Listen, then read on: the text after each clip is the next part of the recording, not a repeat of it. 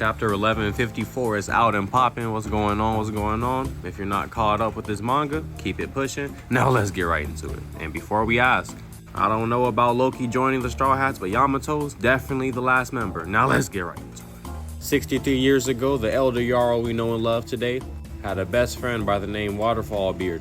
Mr. Waterfall Beard met an unfortunate fate at the hands of a Charlotte Linlin. The girl who would later grow up to be Big Mom wiped out half a giant village.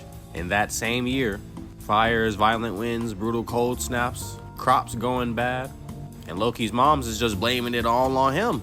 This was pure hatred because niggas knew Big Mom did this shit and still called it the Loki curse.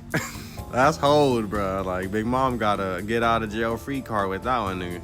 Loki's mistreatment as a baby continues. His mom's called him all types of monsters, curse upon this land, etc., etc.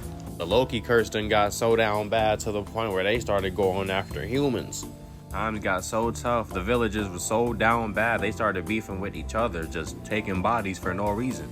They decided enough was enough and just decided to just go ahead blame it on Loki too. And because Hasrudin is the brother, you gotta be sacrificed. They said they are tired and have enough, bro. Something has to give. My man tries to take out Ida. King Harold is not going for that. Flatlined this shit instantly. Last time we've seen a person get flatlined like that, it was a celestial dragon. And speaking of King Harold, my man tells the people, hey, this little expedition I've been doing was worth it. I talked to our allied nations, told them about what's going on in our homeland, and they done blessed us with a whole bunch of food, despite the fact that they're humans. Man that once looked down on so-called humans, coming through clutch for Elbaf. And look at that, what's that down there? We smoking that Estrid pack. I repeat, we smoking that Estrid pack. Rest in piss. King Harold meets his son Loki for the first time, but by the time he meets him, Loki had already given up on love. As soon as King Harold meets his son, he goes back to the expedition, which was unfortunately starting to pay off. But my mans was so busy on his expedition, they leave him with his uncle?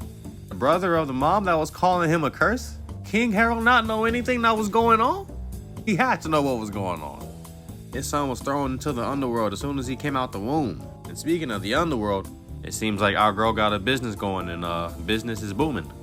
Ida's Tavern is the place to be and they do not discriminate. And all this is to help our boy Harold. I see why niggas get so edgy and uncomfortable whenever the reverie season comes around. There's always some bullshit going on.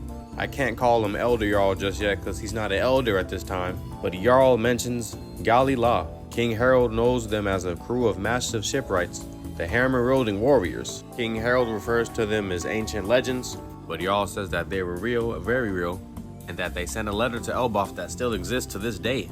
And in that letter says we've been captured. And Jarl follows through with the suggestion that, since over 100 of them have ancient warrior DNA, this is technically impossible.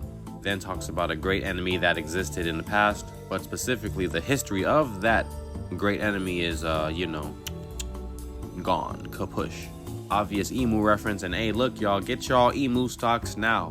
When the emu versus Luffy fight first goes on, I personally would like to see emu one-tap Luffy, but I know Luffy's gonna put up a little bit of a fight. But I need emu to win that first round. Just the first round, that's it. I have been seeing on Twitter, man, Twitter keeps reminding me of a lot of stuff, man, that I have just been forgetting on. I do remember Chopper finding all the frozen giants back in Punk Hazard. There's never a time where we see Loki growing up without bruises on his face. Hey, man, when I found out we were first getting the King Harold backstory, I was mad we were getting a backstory, but this backstory's been decent. A lot of these backstories have been fire, bro. The origin stories have been going crazy. The man does not miss. If I had gone through the stuff that Loki had gone through as a kid, bro, I'd be doing donuts how I'm spinning the block on the land of Elbaf. He had every right to turn into a villain. Well, I'm not playing with him. Hasrudin tried to stop the destruction, but you know what I'm saying, it's not enough. Loki's just different. Younger version of our friend Gerd pulls up to save my man's Hasrudin. Loki sees the amount of friends that pull up to his side and he starts like, nah. He's like, nah, that's weak.